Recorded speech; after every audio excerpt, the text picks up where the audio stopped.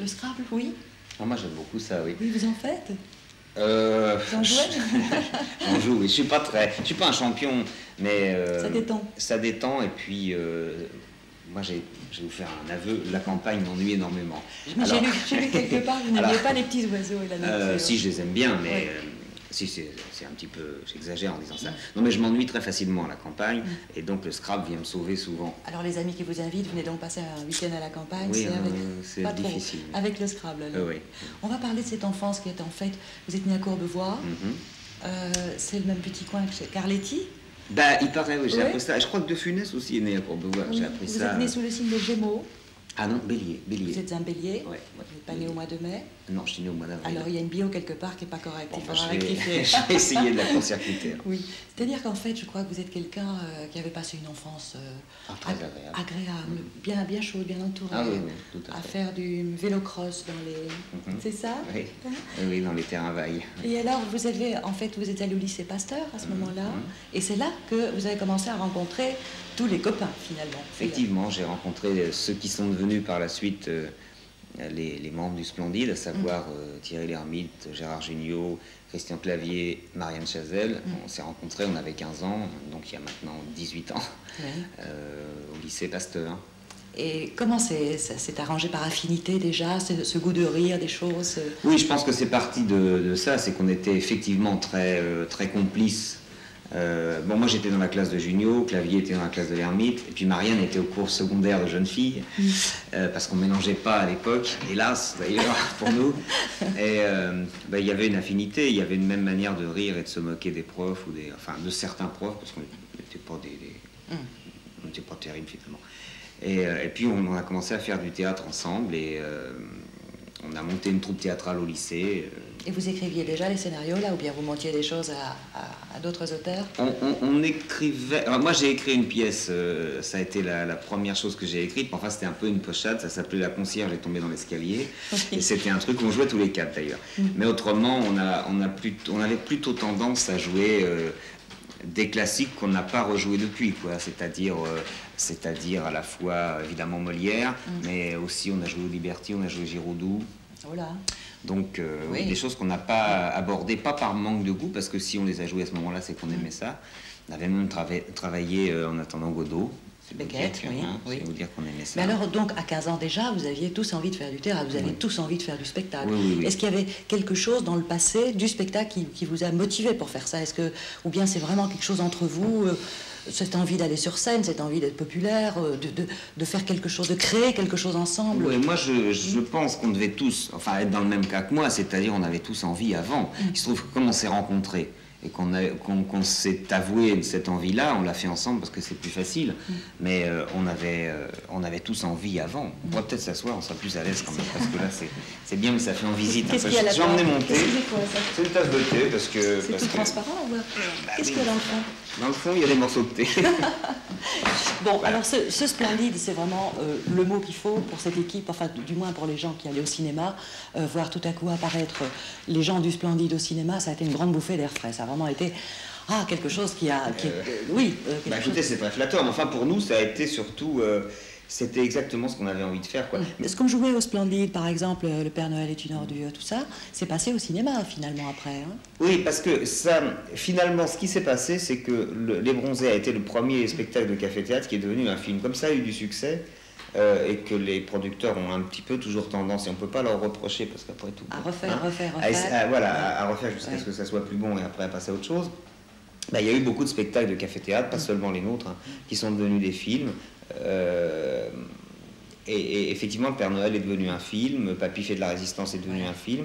Les hommes préfèrent les grosses aussi. Oui, alors Les hommes préfèrent les grosses, c'est très différent parce que c'est un peu le même phénomène que pour Viens chez moi, j'habite chez une copine, à savoir qu'il ne reste que le titre. Parce que ni le film Viens chez moi, ni le film Les grosses ne ressemblent aux pièces. On est tous... Josiane est repartie de son titre, et moi je suis reparti du titre de Kaminka, Rego, etc. Mais je ne me suis pas inspiré du tout de la pièce, parce que j'ai des doutes, moi, sur l'adaptabilité du café-théâtre au cinéma. Je trouve qu'il y a un phénomène au café-théâtre qui est très difficile à transcrire dès qu'on donne le réalisme du cinéma, dès que la caméra donne ce réalisme cinématographique, ça devient souvent un peu pauvre, à mon sens. Alors bon, Oui. ça sera mal interprété par des gens qui le font, mais tant pis, j'assume mon... Voilà. On va voir un extrait du deuxième bronzé, Les bronzés font du ski. Donc là, on était encore bon, c'était... 79. Michel Blanc, lorsque je lui ai dit, je venais vous voir, on m'a dit, ça va pas être triste. Alors, parce que, je vous souriez, je vois bien pourquoi, les gens s'attendent à un numéro qui continue dans la vie. Quand vous sortez pour faire les cours, pour les restos, pour tout ça, on dit, il doit être Michel Blanc tel que nous le voyons au cinéma. Or, il y a effectivement une distance logique que vous expliquez comment. Bah, il y a toujours, je trouve qu'il y a toujours une confusion dans l'esprit du public entre l'acteur et le personnage. C'est-à-dire que finalement, le public aime, enfin en France en tout cas, je ne sais pas si c'est pareil en Belgique, en France c'est quand même beaucoup ça. Les étiquettes. Oui, et il y a une confusion totale. C'est-à-dire que les gens n'aiment pas tant les acteurs et le numéro d'acteur, entre guillemets, que les personnages. Alors ils ont envie que vous soyez fidèle aux personnages. Ils ont envie de le voir, enfin de voir l'acteur totalement collé à ce qu'il a pu jouer, parce que j'ai quand même joué des personnages très différents. J'ai fait, je sais pas, 30-35 rôles différents. Bon, il se trouve qu'il y en a, mettons 7-8 qui ont marché assez fort. On se rappelle uniquement cela, mais j'ai joué un baron juif émigré tuberculeux. J'ai joué... bon, mais le problème est que ces films dont on a parlé ont eu du succès et que les gens... Oui, attendent de moi. aussi, je crois. Ah non, mais moi je ne dis pas le contraire. Mais ils attendent de moi que je les fasse en plus rire toujours de la même manière. Ce n'est pas mon envie. Moi j'aime bien faire rire de manière différente. Alors il m'arrive dans la vie d'être sérieux. Ben là on parle de choses sérieuses, donc je ne vois pas pourquoi je me mettrais un nez de clown. Mais j'adore aussi. Je passe des soirées à pleurer de rire avec des copains. Hein. Je ne suis pas sinistre. Enfin j'espère. Non, pas du tout. L'arrivée d'Anémone dans le groupe, alors, ça a été un moment aussi, ça. Ah oui, parce qu'Anne, moi je l'ai vue pour la première fois, Anne, dans un café-théâtre de copains qui ouvrait un café-théâtre à côté de chez nous et qui faisait les travaux pendant que nous on faisait les travaux. Et je vous avoue qu'Anne m'a séduit beaucoup à tout point de vue, une espèce de flash sur cette personnalité. Et donc on prétextait d'avoir besoin d'aller emprunter des outils pour, ah oui, d'accord. pour aller dans l'autre café-théâtre, etc. Oui, oui. Et puis j'avais très envie de jouer avec elle un jour ou l'autre. Alors en écrivant Viens chez moi avec Patrice, on s'est dit on va essayer de trouver un personnage pour elle. Puis alors donc après on a fait Ma femme s'appelle Revient, où là elle avait le premier rôle. On a fait, c'est au fond un couple. Oui, je dis on a fait avec Patrice, puisqu'on on a fait donc l'adaptation d'un scénario qu'on nous avait proposé, et voilà, on a retravaillé dessus. Lorsqu'on travaille dans un film avec Anémone, ça se passe tel qu'on la voit venir comme ça, toute spontanée. Bah, là encore, faudrait pas tout mélanger. Mais c'est vrai qu'elle a tendance à ressembler beaucoup à son personnage, avec tout le charme qu'elle peut avoir et toute la drôlerie et le délire dont elle est capable, parce qu'elle est capable de délire à vous faire tomber à la renverse. Des fois même c'est trop. Enfin je dis ça avec tout l'amour que je peux avoir pour elle, mais il y a des moments où on se dit elle est folle, mais très agréablement. On va voir un extrait de Ma femme s'appelle Revient. Vous êtes dans un café tous les deux. Il y a encore le thème de la solitude qui revient. Oui, mais alors ça j'y suis pour rien. C'est elle alors. Non, je veux dire je ne suis pour rien dans le thème, parce que là effectivement on a suivi de très près un scénario qui reposait sur ce fait. Deux personnes qui ont des problèmes sentimentaux, elle avec son fiancé, moi avec ma femme qui s'en va au début du film, se retrouvent voisins de palier et puis vont mélanger leur solitude jusqu'à une confusion de sentiments, prenant de la tendresse pour de l'amour. Et donc bon, alors c'était pas une comédie, hein.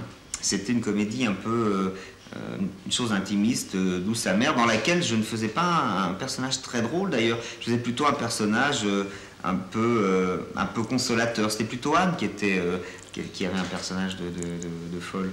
Enfin, disons, d'un peu d'excessive. Ou elle était boulimique, ou bien elle suivait un régime terrible. Et moi, comme on le voit dans l'extrait, il est assez significatif cet extrait, parce que, en fait, j'essaie de la consoler. Je crois que ce personnage-là me ressemble aussi beaucoup. Alors, c'est bizarre, parce que les gens pensent que je ressemble. Ils pensent toujours que je ressemble au dernier film, d'ailleurs, ce qui est assez marrant. Parce qu'entre le personnage des bronzés qui n'arrive pas à draguer les filles, le personnage de Ma femme s'appelle Revient qui lui en ramène une par jour, et le personnage non pas de Ma femme s'appelle Revient, je veux dire de Viens chez moi, et puis ce personnage là qui est un type plutôt qui a été marié et qui est plus calme, très calme et qui est voilà. médecin, très posé. Je crois qu'il y a un monde. Alors c'est pour ça que ça m'énerve toujours un petit peu quand on me dit vous jouez toujours la même chose. J'imagine que ça vous énerve. Rien ne peut m'énerver plus que ça. Bon, alors, on ne le dit pas. Non, on ne le dit pas. Voilà. De toute façon, avec les extraits que nous voyons ensemble ce soir, c'est clair. Voilà, puis vous voyez, je suis sinistre, donc il y a absolument aucun équilibre. On regarde ça. En fait, vous habitez dans un superbe grand appartement. Bon, c'est pas si grand que ça, quand même. Ce piano a l'air d'être quelque chose d'une stabilité dans l'ensemble des choses. Ben, c'est en fait, maintenant ça commence à être un petit peu plus meublé, oui. Mais c'est la première chose qui a été amenée ici. Il y a eu un moment où il y avait pratiquement que lui, oui. Vous ne tenez pas en place longtemps au même endroit. Non, c'est vrai. Hein, c'est très... C'est vrai, je suis assez instable. Même pour les appartements d'ailleurs, parce que... C'est pas évident, pareil, d'être instable avec les appartements. C'est de plus en plus difficile. Oui. Mais enfin, celui-là, par exemple, j'ai eu un coup de foudre quand je l'ai vu, parce que effectivement, il correspondait bien à ma manière de vivre aussi, parce que vous voyez, il y a un grand espace finalement de réception, entre guillemets, donc on peut recevoir pas mal de gens, et je déteste pas l'idée de faire des fêtes et de recevoir des copains. Comme ça, recevoir des copains. Le téléphone sonne encore, mais on le laisse sonner, vous êtes d'accord? Oui, il y a le répondeur, parce que sinon on s'en sortira pas. Il y a le film dont on parlait tout à l'heure, Viens chez moi, j'habite chez une copine. Alors là, c'est Jane Birkin et c'est Jacques Villeray. Et la participation de Michel Blanc est une participation de comédien. Je ne fais que ce qui devrait être mon métier, uniquement, c'est-à-dire je ne fais qu'acteur, oui. J'adore ça. Oui, jouer j'adore ça, n'être qu'acteur dans un film. Et diriger aussi? Ah oui, j'adore ça. En fait, ce dont je rêve finalement, si je veux être vraiment très honnête, ça serait d'être, comment dire, de jouer dans les films des autres. Et de ne me mêler en rien de l'écriture. C'est pas un peu de paresse, ça? Ah non, mais attendez, parce que j'ai une deuxième chose à ajouter. C'est ça, d'une part, et puis être metteur en scène et écrire des films dans lesquels je ne jouerai pas. Pour bien séparer les deux choses, et aussi pour, comment dire, pour qu'il n'y ait pas d'ambiguïté. Parce que c'est vrai que j'aime bien, moi, enfin j'ai eu l'expérience, une seule expérience d'être en même temps metteur en scène et acteur. On en reparle. Mais bon, c'est vrai que c'est un petit peu quand même de la jonglerie. Hein. Puis c'est épuisant. Oui. Et puis aussi, j'ai l'impression qu'en faisant ça, on va moins loin en tant qu'acteur, parce qu'en se dirigeant soi-même... on fait deux choses à la fois, finalement. Oui, mais surtout, on ne se pousse pas au-delà de ses limites. Alors moi, j'aime mieux avoir un metteur en scène qui me bouscule éventuellement si jamais je m'arrête à des évidences. Je ne demande que ça, contrairement à ce que les gens peuvent penser des gens qui se mettent en scène eux-mêmes. Je ne demande que ça. D'ailleurs, j'ai un projet qui va dans ce sens-là et qui me plaît beaucoup, avec Bertrand Blier. Et puis, d'un autre côté, j'aimerais bien aussi être metteur en scène sans jouer dans le film, de manière à être entièrement tourné vers les acteurs et pas avoir à être tourné vers moi en tant qu'acteur. Donc, ça serait l'idéal. On en reparle de cet idéal dans un instant. On va voir un extrait où vous êtes amoureux transi. Circuler, il n'y a rien à voir. Oui, mais il y a de quoi, parce que quand on est en face de Jane, c'est difficile de ne pas être ému par son charme et sa beauté. C'est un souvenir formidable d'ailleurs de tournage, parce qu'on a passé un moment vraiment formidable, quoi. 3 mois, on n'avait pas envie de s'arrêter, on n'avait pas envie de se quitter, c'était terrible. Je me rappelle très très bien le soir du dernier jour de tournage, quoi. On a fait une nuit en plus, on a terminé vers minuit, et on est allé manger tristement dans un truc, on n'avait pas du tout envie de se dire au revoir, c'était terrible. Alors, enfin, bon, le film est une comédie, donc j'espère qu'il ne traîne pas ça sur le film, mais c'était un très bon souvenir. Alors, sur les murs de cet appartement tout blanc, il y a, je suppose, des gens que vous aimez, Michel Blanc, des gens qui ont compté quelque part pour vous dans votre culture. Oui, en tout cas dans mon goût pour le cinéma, oui. Lui, en l'occurrence, ça a été mon premier coup de foudre. Hein. Il y a eu les grands personnages comme ça. Ça a été évidemment lui, et puis ensuite il y a eu la découverte de Woody Allen, je ne suis pas le seul que ça ait révolutionné d'ailleurs, hein. Mais c'est vrai que Woody Allen, d'ailleurs c'est pas l'inverse, hein. Enfin, il y a une filiation quand même entre Keaton et Woody Allen d'une certaine manière, mis à part le texte qui est très important chez Woody Allen et qu'on n'a pas chez Keaton, mais enfin il y a une approche du rire et une sensibilité qui est pas l'inverse. Comment ça s'est passé avec Jerry Lewis? Ça s'est passé d'une manière plutôt spectaculaire, comme il l'est lui, et tout à fait agréable, parce qu'il a été charmant. Moi, j'avoue que j'avais très peur, très peur. J'étais très impressionné quand on m'a dit tu vas faire un film avec Jerry Lewis. D'abord, j'y ai pas cru, Je me suis dit c'est une blague ou le metteur en scène est mythomane. Et puis j'étais obligé de me rendre à l'évidence. Alors la première fois où j'ai rencontré, c'était à l'hôtel Intercontinental à Paris, dans sa suite. Et j'avoue que j'étais très intimidé, quoi. J'étais assis à côté de lui et lui était très démonstratif comme il peut être. Et j'en menais pas large quand même. Et puis finalement, c'est très très bien entendu. J'ai eu un petit peu peur que, étant donné que c'est une star, que ce soit quelqu'un de pas forcément facile. Or en fait, il a été vraiment absolument adorable avec moi. Sur le plateau, ça se passait bien. Totalement. Et hors du plateau? Hors du plateau, au moins aussi bien. Mais sur le plateau, il venait même me donner des trucs, me dire tu devrais faire ça, parce que, donc c'était vraiment très sympathique, très chaleureux. Tout le temps, combien de temps a duré le tournage là? On a tourné un peu plus de 2 mois, je crois, un petit peu plus de 2 mois. Et après, là, le dernier soir du tournage, ça aussi? Là, ça a été différent parce qu'il est parti avant la fin du tournage, parce qu'il y avait des scènes dans lesquelles il n'était pas, et qui ont terminé par ces scènes-là, et lui devait rentrer impérativement pour son... Vous savez qu'il fait tous les ans une espèce de marathon insensé qui s'appelle le Téléthon d'ailleurs, à la télévision pour sa fondation contre la myopathie.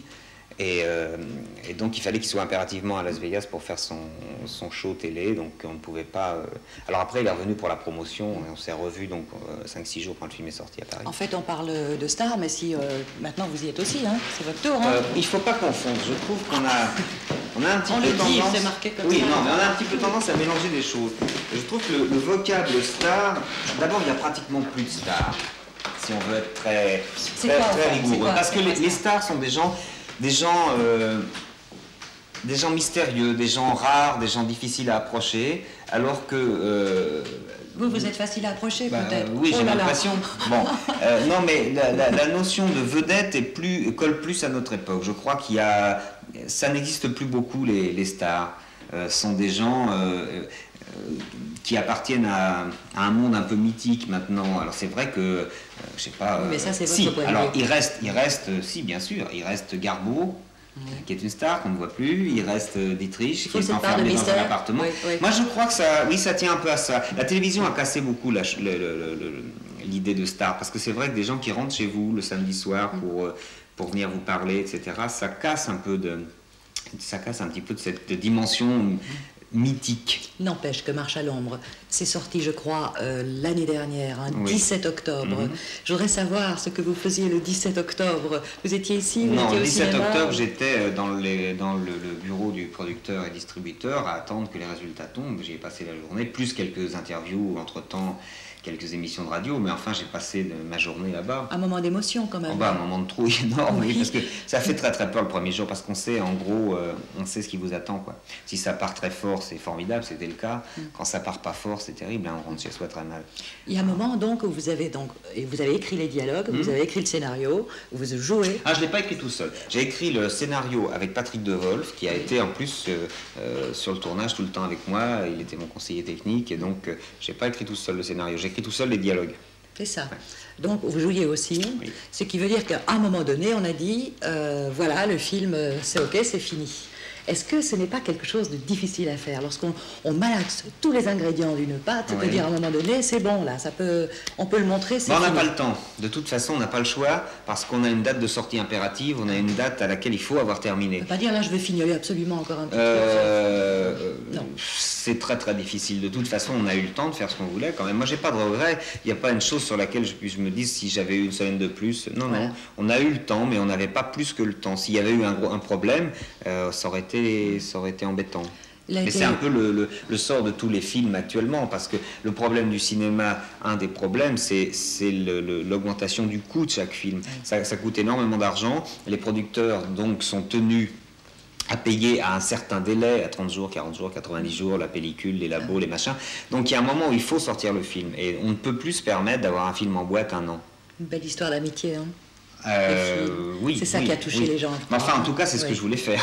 Je crois que Marche à l'ombre, c'est vraiment le fond du sujet. C'est une espèce d'amitié passionnelle entre deux personnes qui ne peuvent pas vivre l'un sans l'autre au bout du compte. Et puis aussi, c'est la grande ville, la difficulté. C'est 84, 85, enfin, c'est maintenant. Moi, j'aime bien les villes, hein, comme je vous dis, donc j'en parle volontiers. Et j'avais envie, effectivement, de faire un film sur Paris maintenant. D'où le choix du scope à ce moment-là, c'est Oui, parce que en plus je trouvais que c'est un peu paradoxal, hein, mais d'une certaine manière, je trouvais que filmer des squats, des toilettes de restaurants un peu bizarres, des choses comme ça, les filmer en scope donnait peut-être une dimension qui moi m'intéressait. Et puis c'est vrai que c'est assez fascinant le scope. Je dis pas que je ferai tous les films en scope. Je suis pas partisan d'un format standard pour simplement le plaisir d'avoir ce format-là. Je crois que ça dépend ce qu'on raconte. Il y a des films qu'on raconte mieux dans le format 1,66 et d'autres mieux en scope. Bon là il se trouvait que celui-là je le voyais vraiment en scope et puis j'avais vraiment envie par rapport à plein de plans, je l'ai vu comme ça en l'écrivant. Pour revenir encore à cette amitié, elle avait ses racines quelque part ailleurs qu'au cinéma. Hein, oh oui, moi je suis quelqu'un de très, certainement très entouré d'amis, pas tout à coup parce qu'il y a du succès, mais ah non, j'ai des amis très très sûrs et oui. très fiables et très chers depuis longtemps. Et c'est vrai que c'est pas un hasard si j'aime parler de ça, mais je n'aime pas parler que de ça. Et puis maintenant j'ai l'impression de l'avoir un peu fait, donc je vais changer. Oui, le prochain. On va en parler, on voit d'abord un extrait. On est, volontiers dit poliment, c'est dans un métro, une bagarre là, oui. solide, il va vous arriver des choses. Eh oui, c'est terrible. Je suis le mec plus ultra, toutes les filles sont dingues de moi. Je viens boire un verre en passant, je repars après les croissants. Méchant. Je suis le mec plus ultra. Alors là, on commence à l'entendre sur les radios. C'est du nouveau ça. À 45 ouais. Et pourquoi? Ça fait très longtemps que j'avais envie de chanter en fait. Mais jusqu'à présent, on m'avait toujours proposé... C'est très câlin cette chanson, hein? Ah oui, c'est un peu jazzy. Ouais. Oui. Mais on m'avait proposé des choses que je trouvais pas bien, quoi, qui étaient musicalement pas très très inspirées et qui en plus étaient un peu clownesques. Et comme je suis pas un fanatique de ça. Oui. Donc quand on m'a proposé ça et que je l'ai écouté, j'ai dit oui ça me plaît beaucoup, alors on va essayer. En fait, vous voulez faire beaucoup de choses. Hein. La vie doit être pleine comme un œuf là. J'aimerais bien qu'elle le soit en tout cas. En tout cas, c'est une grande crainte de ma part de m'ennuyer ou de me répéter ou d'avoir une routine ou des choses comme ça. C'est vrai que ça m'ennuie terriblement, que j'ai très peur de l'ennui. Oui, mais l'ennui, c'est pas possible quand on a une vie toute pleine et qu'on écrit. Il paraît que vous êtes un bureau de travail aussi, que vous écrivez. Un bureau de travail, il ne faut pas exagérer. Non, mais quand vous y mettez, c'est parti pour 10-12 heures. C'est-à-dire que j'ai tendance à ne pas supporter de ne pas être content de moi. Alors donc, oui, je suis obligé de travailler un peu, quoi. Et d'où vient ce besoin de cette critique, ce mouvement, cette chaleur? De la prétention. Oh non, c'est pas des coups de passion, ça, sur les choses. Ah si, non, mais de toute façon, il y a forcément à la base de presque tout ce que je fais une passion quelconque. C'est vrai que c'est peut-être le trait dominant de mon caractère, aussi dans ce que ça peut avoir de négatif, hein, parce que la passion, ça a des aspects négatifs. Mais ça peut détruire parfois quelque part. C'est très destructeur, oui, enfin bon, il y a des tas d'excès qui découlent négativement de la passion, mais enfin bon, on ne peut pas avoir, comme on dit en France, le beurre et l'argent du beurre. Enfin, voilà. Bon, alors, la suite au cinéma, c'est quoi? C'est bientôt, hein? Logiquement, si tout se passe bien, je suis toujours d'une prudence extrême, donc je dois donc tourner dans le prochain film de Bertrand Blier. C'est plutôt une bonne nouvelle, ça. C'est une très très bonne nouvelle, parce que ça fait très longtemps que j'ai envie de travailler avec ce metteur en scène qui fait partie des 4 ou 5 bons metteurs en scène français. Et avec donc en plus comme partenaire Gérard Depardieu, avec qui je rêve de tourner depuis longtemps aussi, et Miu Miu que je connais. C'est un retour au Café de la Gare via le Splendide, ça? Depardieu n'a jamais fait partie du Café de la Gare, non. Mais Miu Miu, oui. Mais j'avais jamais travaillé vraiment avec elle, je la connaissais bien. Et vous parce que connaissiez Gérard, je le connaissais pas. Non, je l'ai croisé comme ça une ou deux fois, mais on s'est dit bonjour, bonsoir, mais on se connaît pas. Et j'avais très envie de travailler avec lui parce que justement, suite à ce qu'on pouvait se dire tout à l'heure, Depardieu est le seul pour l'instant en France qui réussit à casser cette notion de rail et d'étiquette, et c'est quelqu'un qui peut aussi bien tourner avec Duras qu'avec Weber dans La Chèvre. Et vous voulez ça aussi, vous? Moi, je trouve ça quand même assez souhaitable. Oui. Et le film, sur quel thème, en 2 mots? C'est un thème extrêmement difficile et c'est un film extrêmement provocateur. Je crois que c'est le film le plus provocateur de Blier. Même Calmos à côté était calme, justement.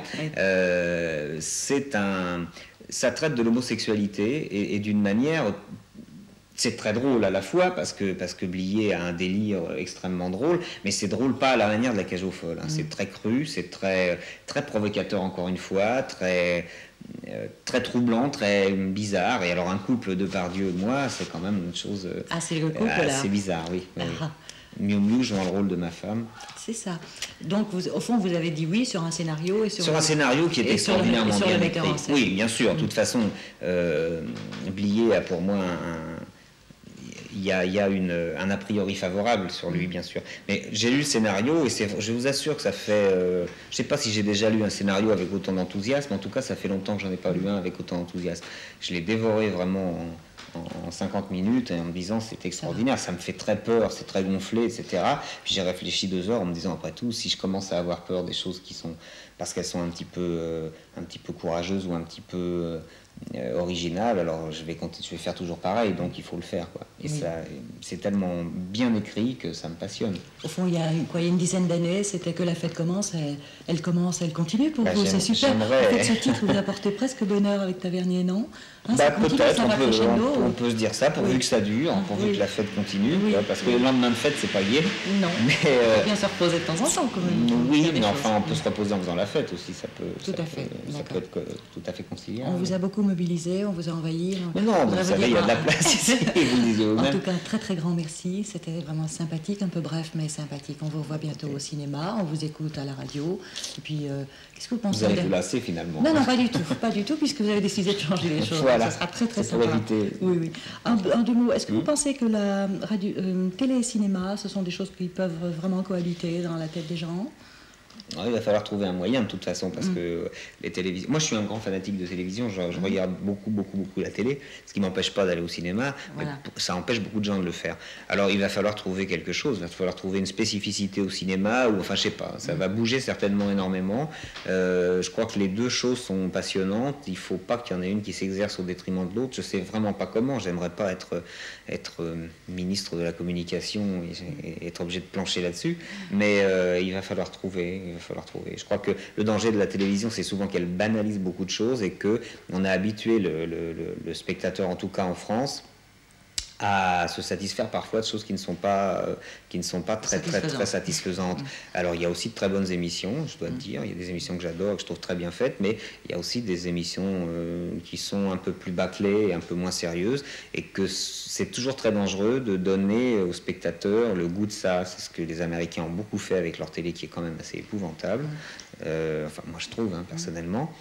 Je crois qu'il y a peut-être là-dessus une vigilance à avoir. Très bien. On va essayer de donner vos conseils. J'ai de conseils à donner à personne. Grand merci, Michel Blanc. C'est moi qui vous remercie.